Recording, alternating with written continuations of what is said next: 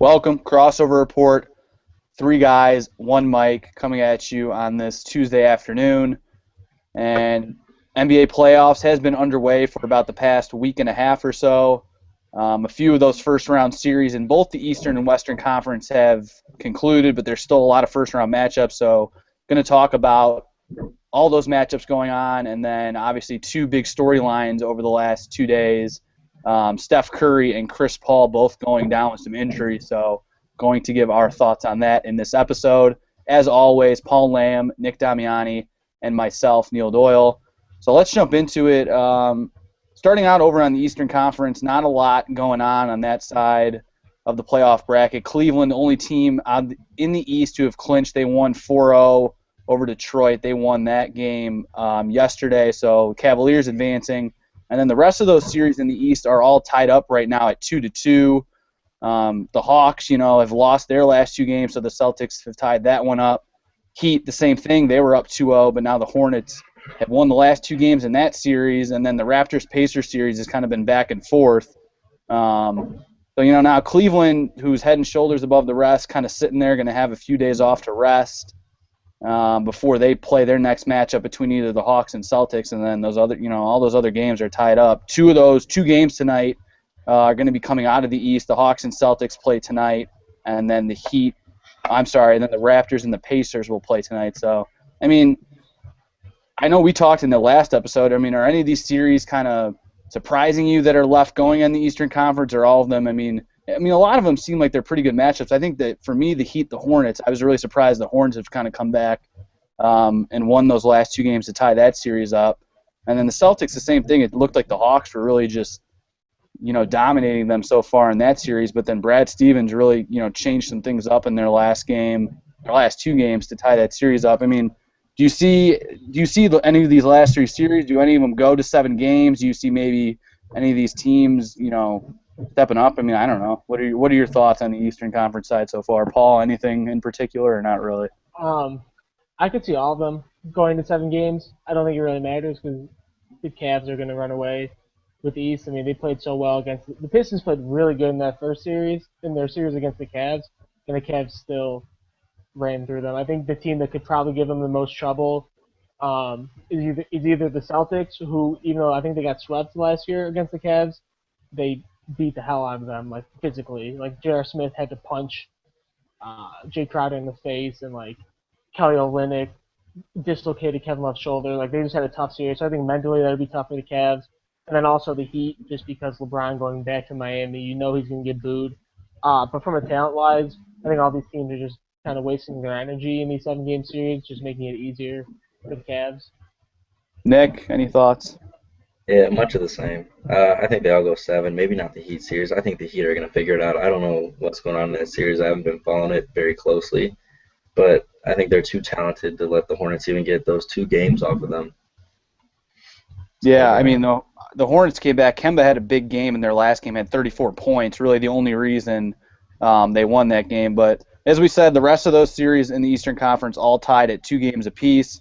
Both of the games tonight in the NBA playoffs coming in the Eastern Conference. That first game going to be the Raptors and the Pacers at 5 o'clock, and then another game, the Hawks and Celtics tonight at 7:30. So those 2 games, Eastern Conference side. And then let's jump over to the West, where more of the storylines are the last 2 days. That Golden State-Houston, series, something that kind of shocked a lot of people earlier in the week was Houston won a game. James Harden at the buzzer lifted the Rockets to win one game when a lot of people thought the Warriors were going to sweep. And then, obviously, in their last game, the big storyline, Steph Curry getting injured. And it has been announced, I think it was announced yesterday, he'll be out for possibly up to 2 weeks with an MCL sprain. And so now it's been a lot of buzz and a lot of talk. Are the Warriors in a little bit of jeopardy here? I think a lot of people thought, the Warriors are the consensus team to make their way through the West. They'll play a few good teams as the playoffs go on, but they were looking unstoppable. But now with this Steph Curry injury, there's been some talk, could a team like the Spurs or the Thunder, give them a run now with Curry not as healthy as he is? I don't know. And then going into the Clippers Trailblazers thing, a lot of people thought the Clippers could come out and beat Golden State, but we'll talk about the Chris Paul injury after this. But does this Steph Curry injury now, they're saying he could be out up to 2, maybe a little bit more with the injury. I mean, he could come back earlier. He's played through an injury like this before.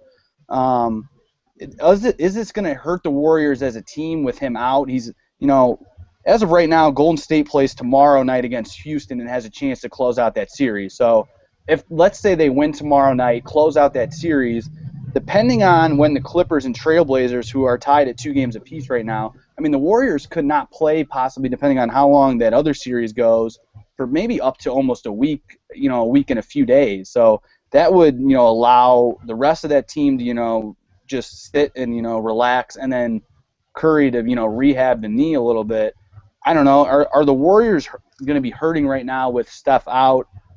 If he maybe misses a game or 2 in their next series, or are the Warriors going to be all right in general? Nick, I don't know. Let's start with you and your thoughts. They're obviously going to be hurt because anytime you lose your best player, it hurts. And with the 2 weeks thing, I think he's going to be out even longer than that.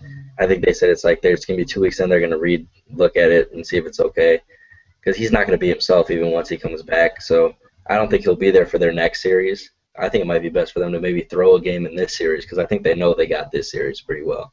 So you get another extra day in there. But that's an interesting thought. Yeah, that is. I mean, I don't know you're in control 3-1 right now. Maybe you'd rather be up. I don't know.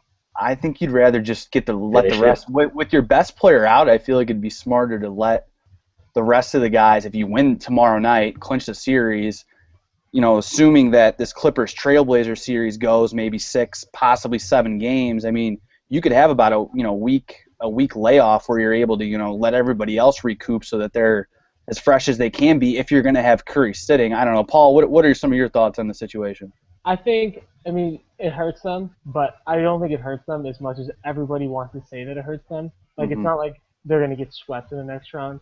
I don't think Steph Curry is the most valuable player to his roster in the NBA by a long shot. Like, I don't think he's the most valuable player on the Warriors right now. I think if they lost Draymond Green, it would hurt them 10 times more than losing Steph Curry. Just because you saw what they did last game without Steph Curry. They had 41 points in the third quarter off of Klay Thompson shooting. So all that matters is they have anybody in there that can shoot up a bunch of threes and can make them. Steph Curry definitely adds another element and adds something else you have to watch for, and he was the MVP for a reason. But I don't think this hurts their championship chances as much as everyone wants to say. I mean, I feel bad for the guy. I'd rather the Warriors lose. Do you really feel bad though? I do feel bad because I want. I feel like you would wish this upon him. No, I want the satisfaction of the Warriors Right. losing with him playing. No, that's the worst, is being injured and watching your team on the court. I know that's a terrible feeling for him. I know he feels terrible. I don't like him, but I would wish injury on him. And once again, there's not going to be as much satisfaction when they lose as if he were on the court when they lost. That's what I need to see. I need to see him lose. Yeah, I agree with Paul. I mean, he goes out, hasn't played or whatever in their last 2 games, but Golden State came out and kind of, granted it is against the Rockets, but they came out and I think they set the record for most threes in a playoff game, where they hit 21 in their last game that they won. I mean, they just have so many weapons. They play pretty much, I think, every person on their roster. And the depth that they have, yes, Curry's going to hurt, I think, if he's not as healthy moving forward later in the rounds. But I think right now where they're at, I think Golden State's totally fine, especially with depending on who they play in their next matchup, which would either be the Clippers or Trailblazers. So when Curry got hurt, a lot of people thought, okay, now, the Clippers might have a chance here. The Clippers, the last, 4 or 5 years have been one of the better teams in the Western Conference, but they just seem to not be able to get over that hump. Their first 2 games, they were looking great, playing some really good basketball against the Trailblazers, but then last night, what really hurt them, Chris Paul went down with a finger injury. He fractured his middle finger, and team doctors say that he's going to be out for at least a month, and he can't play through the injury. So the Clippers were up, in classic Clippers fashion. It seems like it happens all the time. They're up 2-0 in this series. Game 3, somehow Portland's able to play, stay in it and win. And then last night, he goes down. I think it was I don't remember which quarter he went down, and it was, I think, the second quarter.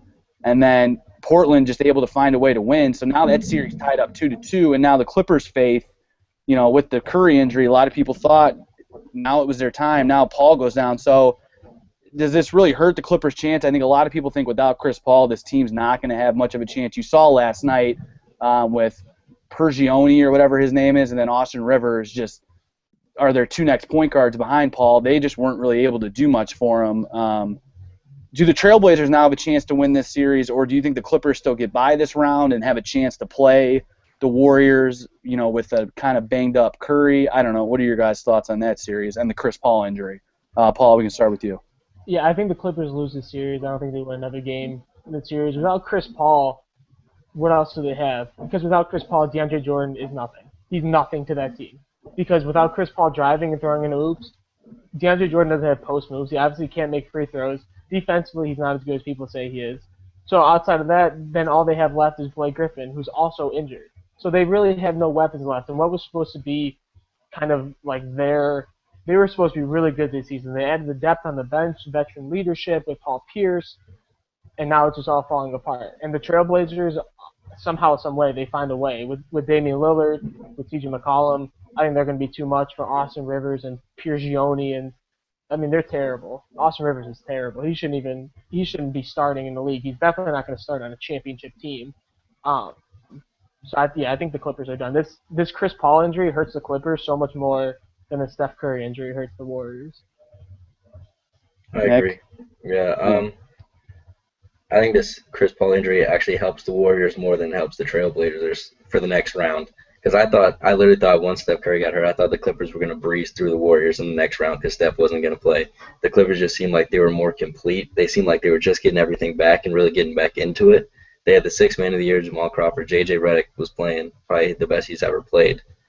And now they're back to nothing again. So the Warriors get to play probably the Blazers in the next round, and Damian Lillard and C.J. McCollum can't beat Golden State by themselves.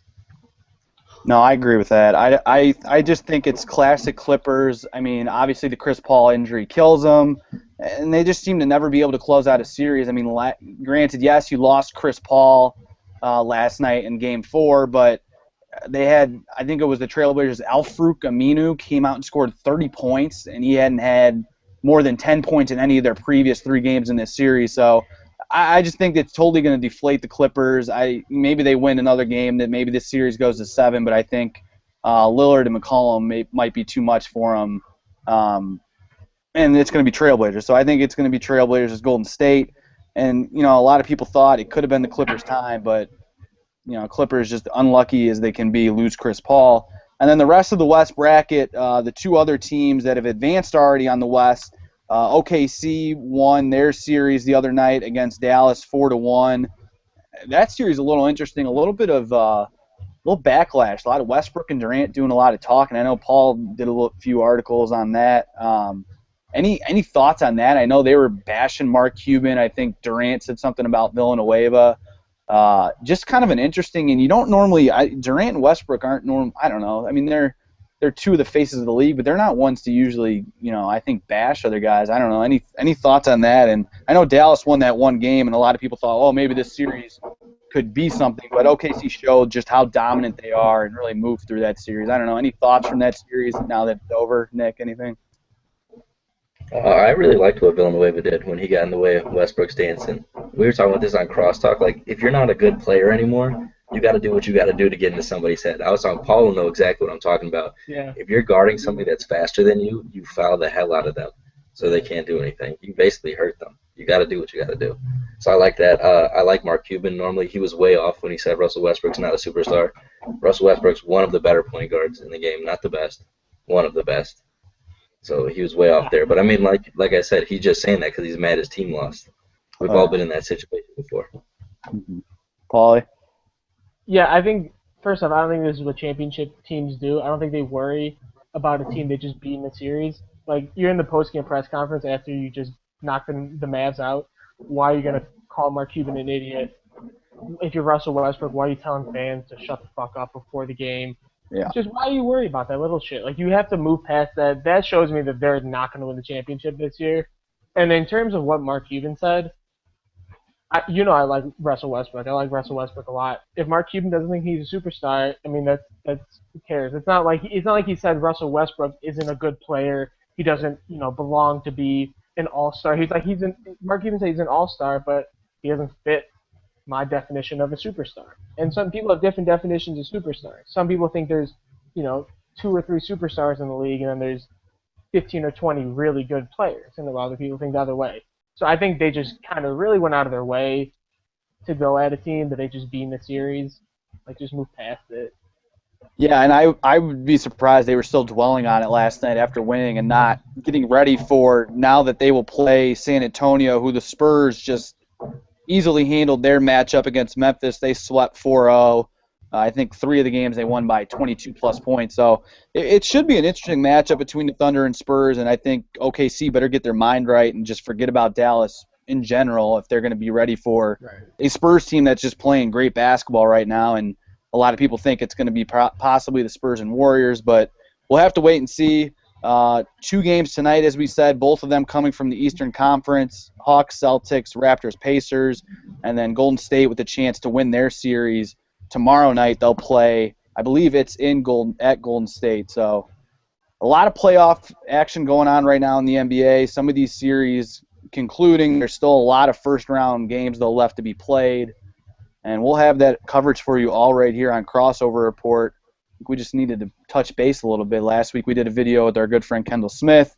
This week touching up where we are. And then next week I'm sure a lot of these semifinal matchups in the conferences will start playing. I believe the first matchup between in the semifinals, OKC and the Spurs play next Tuesday. So by the time next week we'll do another video for you. A lot of these first-round matchups should be done, and we'll have all that coverage for you. Any final thoughts from you two before we head out here today? Nick, Paul, anything? I'm just going to say this now. We don't have to dwell on it, but if the Trailblazers get through to play the Warriors, it goes 7. No doubt, it goes 7. I'm not saying that the Trailblazers win, but it definitely goes 7. I like it. If they get through, we'll have that for you next week, because if they get through, we'll be talking all of the next second-round matchups in the NBA. But that will do it for us. As always, you can follow us on Twitter. Whoa, I didn't see your hand. Sorry, Nikki. Go ahead there, bud. Is that a new hat? Yes, it is. It's a new Atlanta hat. Courtesy of our other Crossover Report member, Ryan Kelly, who I took this from. He didn't want it, so I took the Atlanta hat. Also courtesy That's of Ryan right. Kelly. We're repping a lot of Ryan Kelly gear right now. As always, you can follow us on Twitter at Crossover Report. You can like us on Facebook, subscribe to us here on YouTube, and you can always visit us, crossoverreport.com. I want to thank everybody for all the support we've been doing really well the last few weeks, getting a lot of coverage. We want to thank everybody that's been out there supporting us, and hope you continue to. So that's going to do it for us. As always, Nick Damiani, Paul Lamb, and myself, Neil Doyle. 3 guys, 1 mic, Crossover Report. We'll see you next time.